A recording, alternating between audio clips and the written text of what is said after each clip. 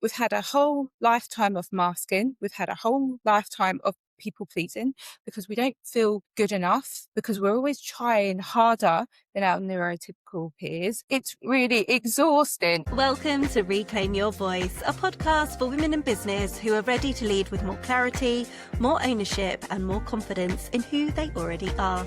I'm Savannah Madden, confidence coach, public speaker, and the founder of award-winning theatre school Madden Theatre Arts. This is not about becoming someone new, it's about returning to your voice and leading in a way that feels aligned. Here we explore confidence, leadership, visibility, business growth, and the real shifts that happen as you evolve. If you know you're capable of more, you're in the right place. This is Reclaim Your Voice. Hello and welcome back to the show. I am so delighted to be joined by an incredible guest today who is the CEO of Ria Taher, and she supports high achieving people with ADHD. So without further ado, Ria Taher, welcome to the show. Hey, thank you so much for having me today, Savannah. I really appreciate this time together, and I've been really excited to have a conversation with you about this today. Yeah, I cannot wait to get stuck in. So I would love for you to tell us, Ria, who you are, who do you support, what do you do in your own words, so we can get to know you a little bit better if we've never come across you before. Yeah, no problem. So, I specialise in supporting people who are late diagnosed ADHD or AuDHD, or even just questioning, is this ADHD?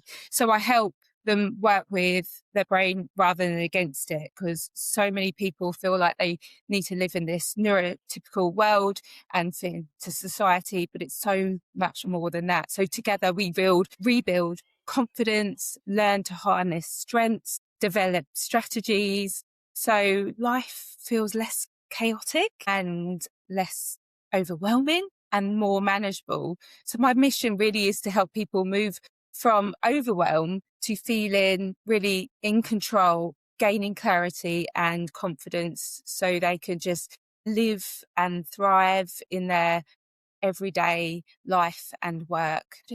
Generally feel so much happier. Yeah, oh my goodness. I think all of us need that, whether we're neurodiverse Oh, or not. don't absolutely. we? So true.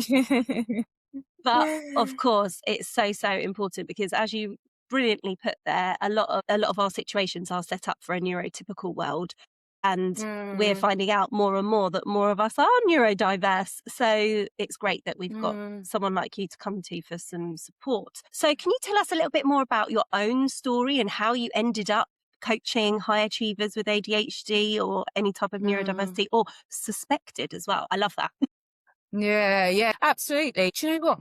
My journey started many years ago in coaching. So I've been a coach for many years, and I think for a long time I've questioned, I feel like my brain works differently. And as a coach, as you'll know this, Vanna, that actually you question a lot about yourself, like the way your brain works, and do a lot of self-reflection. And through that time, and it was actually through my previous coaching qualifications, I actually, went down the road of sort of exploring more about neurodivergence, what it meant, and really hyper-focusing on all things neuroscience as well. So I really got to understand the brain. And throughout this time, it was doing my own research. I went to my GP and I said, this is what I think is going on here. And one thing led to another. And I sort of explained to them I wanted to go down to the right to choose option, which meant that actually I went through a private provider funded by the NHS. So that meant I got my diagnosis slightly quicker rather than the NHS.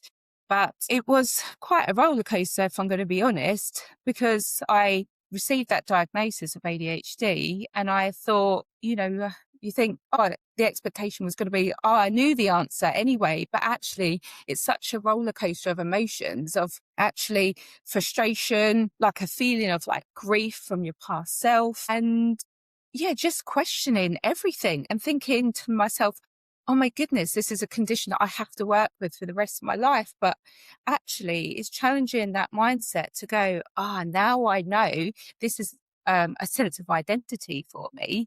And this is, an explanation to, that past self of mine. And really used it to actually completely changed my life, but in such a positive way, because I actually, from there really did sort of grow a next level confidence. I really did think to myself, like, this is going to change everything now, because I know why I was feeling the way I was feeling, why I found certain things so challenging. And I'm going to use this to actually not let anything hold me back anymore. And then, so following that, it took my business to the next level. And, in everything I do, in fact, it's just, I think it gave me the answers that I was always looking for. And it really helped shape the person I am. So, knowing what I knew about myself, that is when I was like, well, this is what I got to do. This is my calling. I need to go and help other people that have ADHD, or diagnoses often co-occur. So a lot of the people I work with have ADHD and autism. And, together we learn to work with the brain rather than against it. I went on to do further qualifications to really specialize in this subject, and there is no looking back. And I love every minute about what I do now. I can just hear and see in you how passionate you are about this. And I definitely agree about callings. And this is very evidently your calling. And I just wanted to pick up on one of the points you made quite early on about it being a bit like you were quite, you sort of knew that you were going to be told that you had ADHD when you got to that process. However, that didn't actually make it any easier, and you still felt all these different emotions, because one of my team members is autistic and has ADHD, and she was going down the right to choose and got her autism diagnosis, and then about a year later got the ADHD diagnosis. And she said, I was kind of assuming that I had both, but her ADHD diagnosis really hit her really hard. And she said loads of the similar things that you just mentioned about the grief and, all the sort of pain she'd been through in her earlier years, not knowing what it was that she was battling with and all of this. So I'm so pleased that you've brought that up, because I think that so many people listening who are in a similar situation, or may suspect, or may be thinking, oh yes, I definitely tick a few boxes and what have you, knowing that that's perfectly normal to feel those things. Absolutely. And I would say the majority of the people that I work with, would say exactly the same. The thing is, it becomes a feeling of like, okay, I got this diagnosis. What now? Like, what now? And obviously there's the option of medication. And at the time they said to me, like, talking therapy, but as a coach, and I've had plenty of coaching myself, and it's helped me so much, and me being a coach and having the tools have helped so much. But I thought to myself, oh, well, everybody else.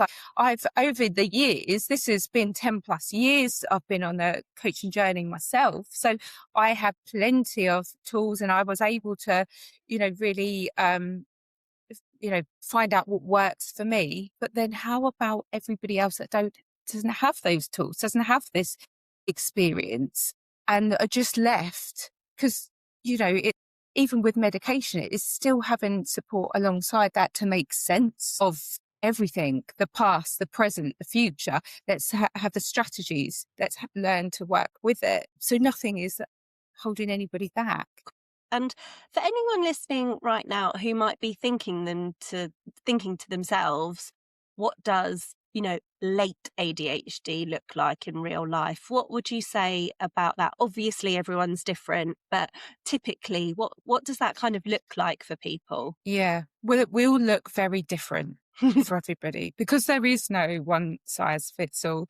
And then we have to bear in mind that, like I say, ADHD can often co-occur.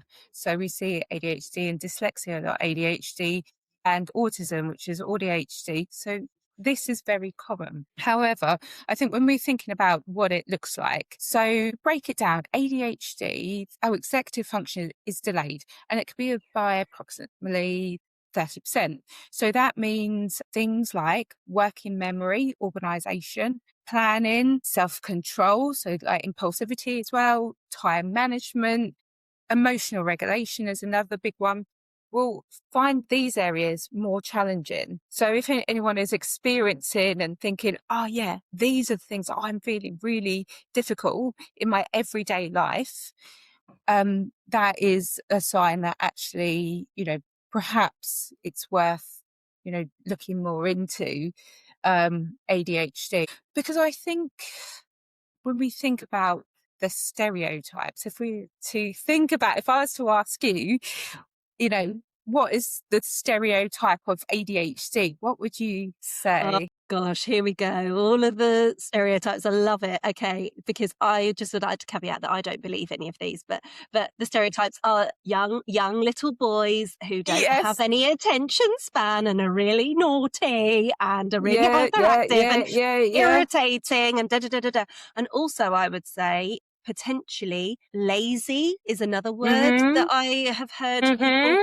band around a lot. What else is a good stereotype? Because obviously in my other business, I work with loads of young people. I've worked in school settings, so I'm very abreast, Senkos and I've worked Yeah, with loads of Senkos and things like that. yeah, So yeah, I love these. What else? yeah.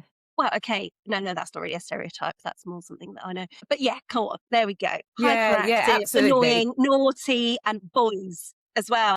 Pigeonholing the Yes. boys. Yes, and there absolutely not enough research there, but an interesting, very similar background. My background's working with children, young people that are neurodivergent as well, and I've gone on to focus on adults too. But yeah, absolutely. We think of, challenging boys at school, the ones that are bounce off the walls, but it is absolutely not the case. There is so much more to it. Firstly, there's 3 different types of ADHD. We have the hyperactive type, we have the inattentive type, and we have the combined type.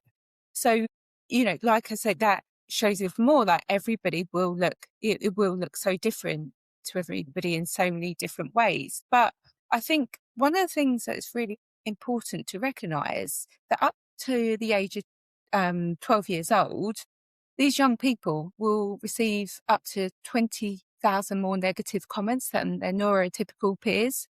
So what we need to be thinking about as well is how that impacts you like later on in life, because this is what can trigger the emotional regulation, that can trigger the RSD, which is rejection sensitive dysphoria. So by the time we get onto those adult years, actually what is happening, we've had a whole lifetime of masking, we've had a whole lifetime of people pleasing because we don't feel good enough, because we're always trying harder than our neurotypical peers, and it's hard.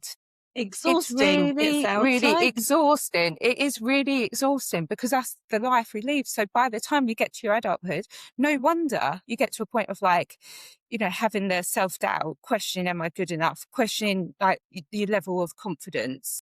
And there can be challenges in multiple areas of life. But it is, it's just going through years and years of the unknown. Now, potentially, if we'd known earlier, then these things could have been managed, and working on our strengths, working on our confidence, working on the self-esteem from a young, those younger years. It is, and now I see and I work with so many people that didn't get that help and support, were often misdiagnosed with depression and anxiety. And now it's like, okay, let's relearn myself, my sense of identity, who I am, and let's work with it, because this is not going to hold me back. It shouldn't hold us back. And, I've been able to achieve so much in my life. Like, I've got this love of learning. So my hyper focus has often been like anything to do with education. I've gone and I've got my degrees and gone done multiple qualifications and many different things, because as ADHDs get hyper focused on their their next new topic. But coaching has been my ongoing passion for a very, very long time, and I'm so glad I found that, because it's been able to help so many people in the meantime. Yeah, absolutely. So, a couple of things I want to pick up on that I plan to ask you about anyway. One of them is rejection sensitivity with Mm, dysphoria. I'd love to delve into that a little bit deeper. yeah. And another one was about masking. And before we dive into those two, I just want to tap into as well, because lots of things you said there, I think, really relate to the profile of the person of ADHD that you Mm, typically work with, who are high achievers. So does that feed into masking quite a lot, would you say? Or would you say they're mm. completely two different things if you're a high achiever? What does a high achiever look like? Well, I would have to say, when it comes to high achievers, it is always thinking, I want more, I can do more. And what high achievers often do is actually push the bar up constantly to wanting to succeed. We're often living a life, especially even for many years of trying to push through, trying to prove to others, I can do this, and actually being very successful. However, on the outside, on paper, doing an absolutely wonderful job, and they are. However, the difference is on the inside, it's hard. It can be overwhelming, it can be exhausting, and what then happens, it leads to burnout. So a lot of people that I work with are going through this constant battle of burnout. And now that's what we have to stop, because it's amazing. I think we think, "Look, it's amazing being high achieving, wanting more, wanting to be successful." And it is, that is, that's amazing, but it's not amazing what can come alongside it, which, like I say, is the burnout and the exhaustion and the, living life in that vicious cycle of, going through that over and over again. Um, and it hits hard. And, what we can potentially see as people going through then meltdowns, or just having like, as we see, is almost like a breakdown in the background. And it does link to masking, because often, we don't want to show it. Just people in general, nobody wants to show any sign of, potentially it might, feel like it's a weakness. As we know, it's not, but people don't want to show that. So it is masking in, various different environments. And also, it could be a masking just because, that worrying and the fear of judgment, fearing of what other people may think. And the thing is, the more we bottle that up, the more it builds up. And that is, that is exactly what I work with people on. So we prevent that from happening over and over again. So you basically Mm. see people repeating that same sort of cycle Mm. of really pushing themselves to reach their full potential, or even more than that potentially. And then they're completely burning out, and then they recover from that, and then they just repeat the cycle over and over again. Absolutely. Yeah. Okay. And that's what they've spent their, previous years doing. And that's what we often work through as well. So we can prevent that keep happening. What sort of tools and techniques are you offering to your clients to try and stop this cycle? Mm. So I do work with an executive functioning skills framework. So that works on those areas that I've spoken about before. And that does cover also, like I said before, about the emotional regulation and the rejection sensitive dysphoria. So we dive deeper. So we go sort of beyond the surface of that. And um, really, the key thing is having the self-awareness. So I help support people gain that self-awareness about what is going on, so we can learn how to break the cycle, basically. And it is looking at life and, really recognizing, sometimes some things have to give as well. We are very quick, I know you yourself as well, being a mum or a parent, and potentially being a business owner, or being in a job where you're very high level and you're very senior in what you do. So you're giving so much to everybody else. And what I've noticed about a lot of people, and I've been there myself, giving so much to everybody else and not actually taking that time for yourself to say, right, what do I need? What am I not giving myself? When was the last time I recharged my battery? And these are things, it's key. It is key. It's key for everybody. It's so important for everybody. The thing is, when we're neurodivergent, it's especially important, because we're more likely to get burnt out. We're more likely to feel overwhelmed because of the emotional regulation. And so it's so important to listen to ourselves, listen to what we need, and ask ourselves if we're on a stress level and we're already, for ask myself, right, where am I? 0 to 10 on the stress level. If I'm thinking to myself, I'm already at a 5, whether that's stress or overwhelm, if I'm already at a 5, I need to be thinking to myself, what do I need to do to lower that? Let's not get beyond a 5. Let's not wait till we're a 9 or a 10 to do something about it.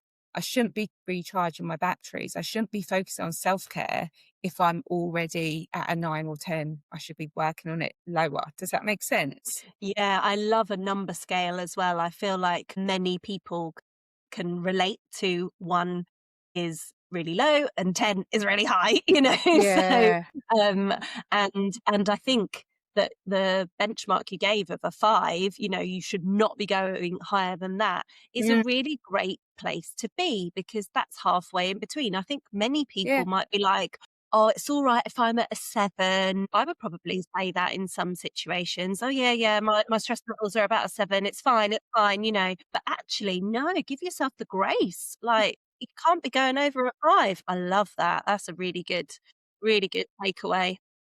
Because we're already getting to the peak then, isn't it? Of It's course. already, we've got to undo that. We've got to undo more work. So let's aim lower. Let's not get ourselves to that point. And yeah, just start looking at ourselves and what we need more. Because I genuinely feel like if we are spending more time on going, right, what do I need today? What's going on for me? That, and focusing on, what we need in ourselves to look after ourselves, we're only going to be a better person for everybody around us. I know that if I'm looking after myself, if I'm not getting burnt out, if I'm not getting overwhelmed, then I'm going to be a better version of myself for the people around me, for my partner, for my child, for my clients, the people I work with, really importantly, and also my friends and my family. Like it's so important. I feel like I'm showing up for the best version of myself. I'm not going to do that if I'm overwhelmed. I've been there before. It's not a nice place to be. And I know I will never get there again because I've got the tools and the strategies now. I implement them on a daily basis. And I feel like I have so much clarity now. I can think clearly. I can make good decisions. I'm not, constantly masking anymore. I'm not having that fear of what anyone else thinks because actually I know what my priorities are now. Must be such a relief being in that place, not feeling like you're putting this mask on and, behaving in a way that doesn't feel aligned with you. So can you tell us, Ria, what that looks like for you in terms of what is one of your like go-to things that you do to ensure that you're not overwhelmed? Yeah. Well, this has been a very big one for a very long time now. Routine is really super important to me. And my go-to has always been exercise. And I swear by it. And I've always been one to prioritize waking up in the morning, and it starts from the night before. My gym stuff is ready. My trainers are by the door. My bottle is ready by the door. My bag's good to go. I get up in the morning. I leave the house early before anyone wakes up to go and do my workout. Now, before I knew I had ADHD, I used to joke with my other half at the time of saying, yeah, but this is, like, this is like my form of medication, not knowing, that actually in some ways that's exactly what it was doing, because it was giving me the dopamine hit I needed, the endorphins. I was feeling fresh and focused and ready to go in the morning. Now I noticed, actually it was during COVID that that routine was gone. It was literally ripped under my feet. And it was actually one of the lowest times of my life because obviously not only I wasn't able to go to the gym and do my normal routine. I didn't know how much that would affect me, but it impacted my mental health. I literally did not know what to do with myself. I didn't feel as focused. was like something really was missing. And, but as soon as I got back into that routine, again, it was like someone had switched it back on for me. And I had the focus, the clarity, the organization, like everything back. And I was able to like stick to my routine. So again, like my routine is, very much like a part of my life. I joke with my friends about it. Like it's like cleaning my teeth. It's just not something like I can remove. It's just a part of who I am. And it really generally does help in a massive way.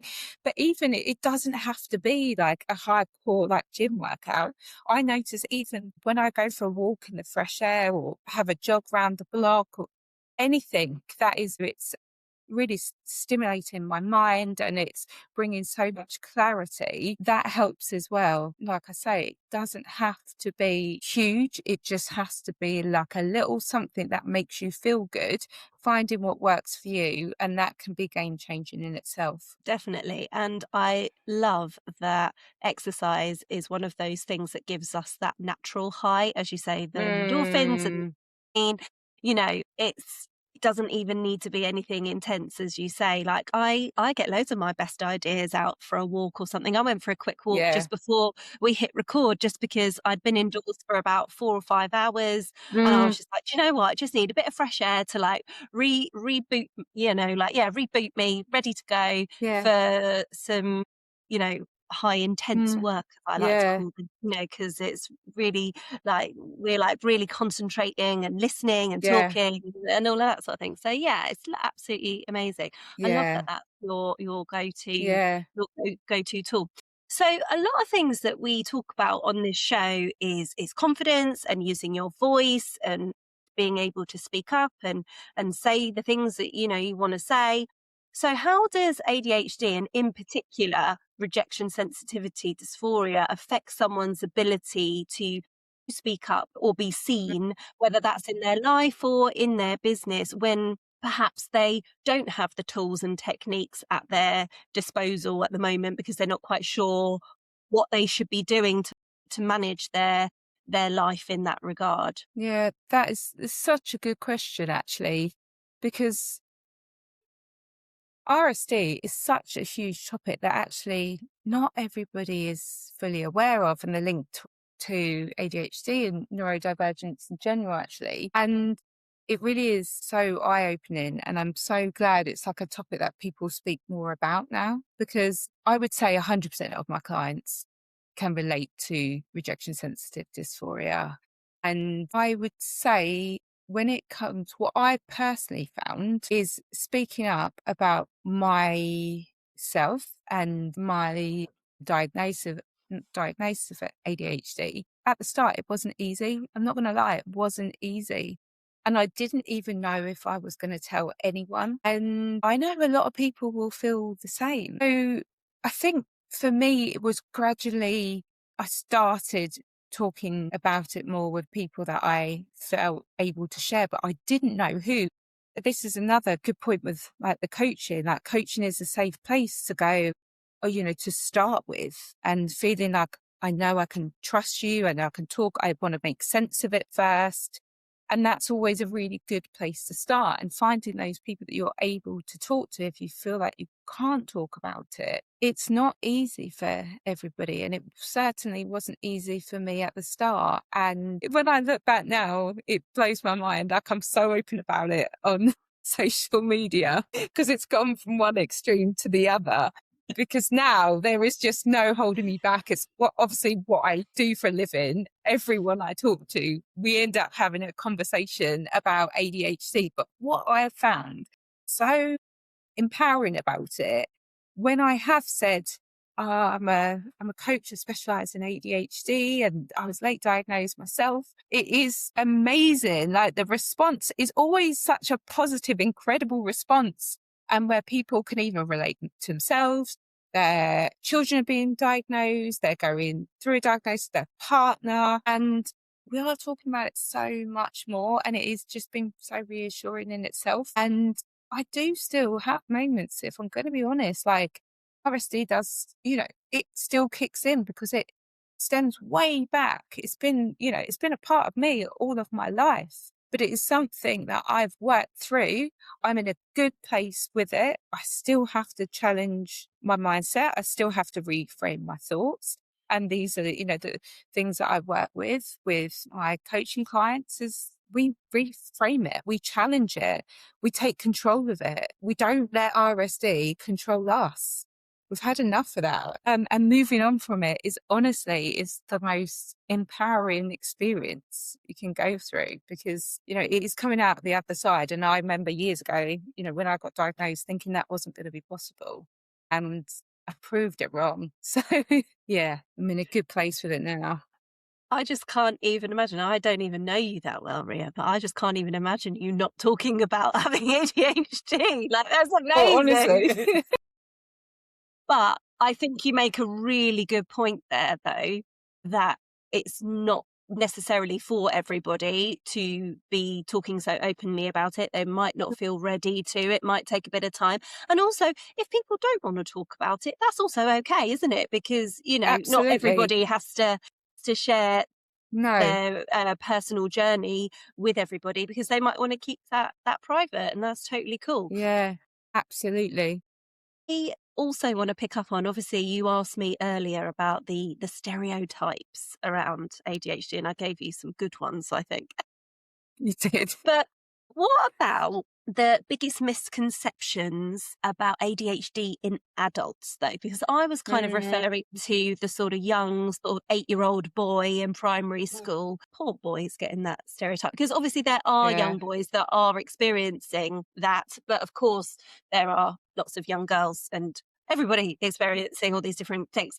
So what are the biggest misconceptions about productivity and focus and time management when it comes to ADHD, particularly in adults? Yeah. Yeah, that is a really good question, because I personally think I hear a lot that people with ADHD can't focus, or, Yeah, are always late. And I yeah, can tell you for certain that is not the case. Now, so to put it this way, people with ADHD have an interest-based nervous system, which means when they are interested in something, can become very, very hyper-focused. So, for example, when I was doing my qualifications, I was very hyper-focused. I was so focused in everything I was doing. In fact, I was the first person to hand in my assignments. My dissertation gets handed in before everybody else. I, I threw everything into it. And also it wasn't at the last minute. It wasn't, if it was something, if I wasn't interested in a topic, for example, back in the day when I was, I don't know, doing maths or something at school, I would be leaving that to the last minute because I'd have no interest. So that is the difference. So you can become very focused in the things that you enjoy, that you're interested in. However, the things that you're not interested in, that's when there's a problem. That's when it feels challenging. And it's the same, like so time management. It's not the case that, we're always late. If anything, I'm often always, and there's so many people that would say it, are actually it could be super rare because we're so conscious about it. So it's more like time blindness is probably the way to phrase it. So it could also be so early because the fear of like, I'm going to be late, I'm going to let them down. And that, the people pleasing comes back in, or the perfectionism comes in as well. So, but yeah, it does go back to actually there is, it's not one size fits all. Everybody is so different. And, when it goes back to experience and life experience and things, that they fear or worry about, that can be, a part of, the bigger picture as well. yeah. And so just so many great things covered there, because I just am like, oh yeah, because I'm probably like the opposite of all of those. Like, I suffer from time blindness where I really underestimate how long things are going to take. That's one of my biggest weaknesses. I was talking to somebody else about it just earlier today, and she gave me some really good tips on how to look into some other things about how I operate, which is very interesting, but I won't go into that right now. If someone listening right now is thinking, I feel like I identify with a lot of the things that have been discussed today, what's maybe one simple step that they could take to better understand themselves right now? Yeah, that's a really good question. I think it is going back to self-awareness is key, and it's not for everybody, but journaling is a really great way. Some people need more structured questions. Now, there's a lot of really like good ways now of getting some good journaling questions, whether like you're Googling that or looking for AI for some questions for journaling just to get you started. That can be a really good way of really being able to have that, like the self-awareness. And that really is, it's key. It's key. And I work with all of my coaching clients, when it comes down to it, is having the self-awareness is that first step, is the foundation. Without that, how are we expected to, when it comes to the executive function, how are we expected to improve the working memory or the organizational planning or the self-control, the emotional regulation if we don't have the self-awareness? So going back and starting at that foundation, that to me, I'd say is really key. I love journaling. I recommend it so much to my clients. And it's about joining the dots, isn't it? It's about having that initial self-awareness, trying to write down some things that are going on for you. I think prompts can be so useful because some of us just don't respond just to just aimlessly writing, just a bit like, what is Yeah. this? But some of us do, which is awesome.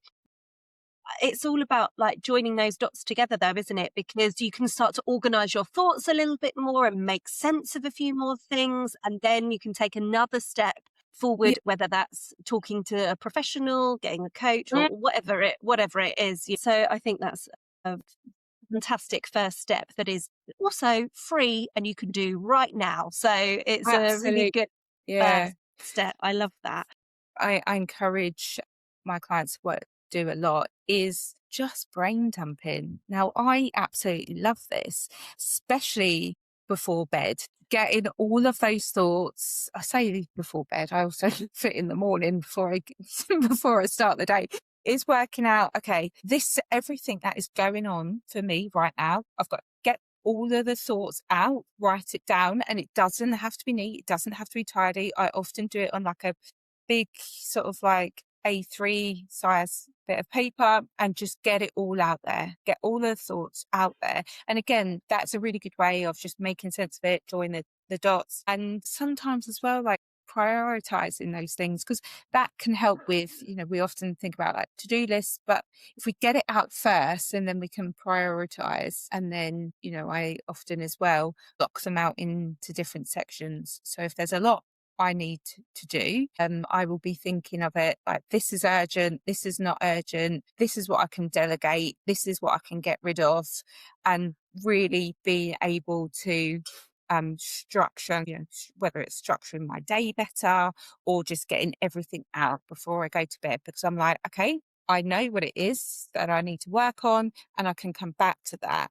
It's just not now. I'm going to now go to bed. Exactly. I love that advice because having it all out, I think a lot of neurodiverse Mm, people and creative people really work well visually as mm, well. And I mm, think having that all mm, just out in front of you, whether that's on an A3 sheet of paper, a mm. whiteboard, whatever, I find sometimes color coding it can really work well. And then you Absolutely. cluster the same jobs together. So what I always used to do was reply to emails with one of my businesses and then do something else that was connected to that business. But actually, what works better Mm, for me is just doing emails from all the inboxes all at the same time. So do all my here at school emails, do all my coaching emails, do my personal emails. Da, da, da, da.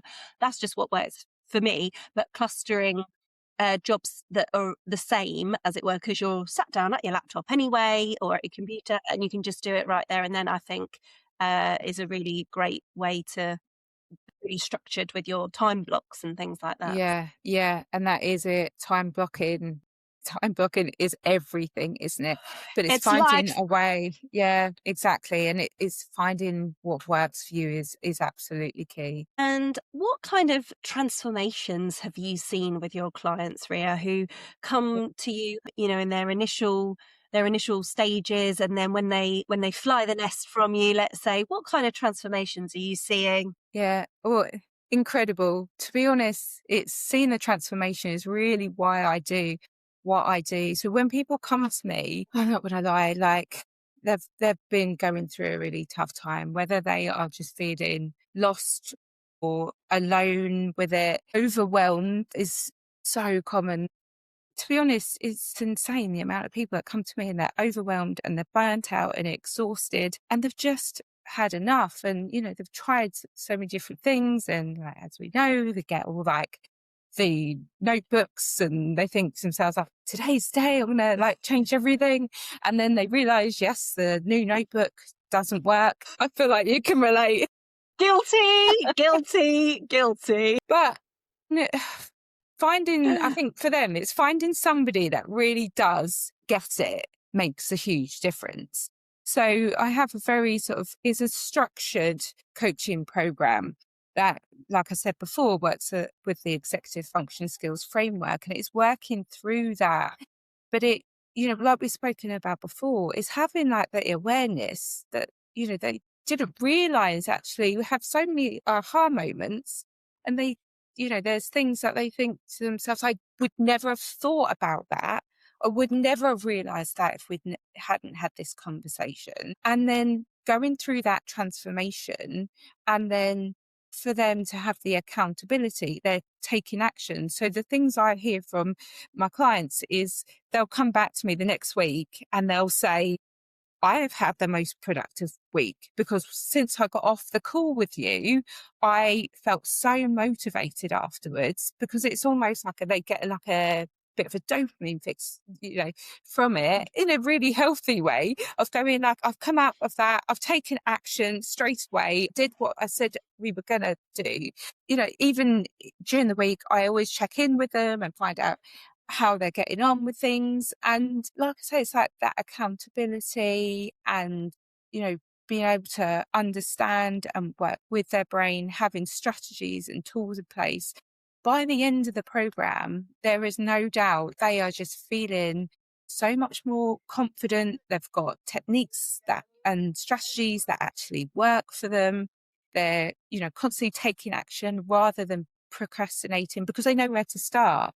Because a lot of the time we procrastinate when it feels really massive, when it feels really overwhelming. But when we break things down into smaller chunks, and like we said, like time blocking, having all of these things in place, well, life is manageable. The people I work with, they look different. I know it seems insane, but their shoulders are lowered. They seem lighter. They're smiling. They're happier.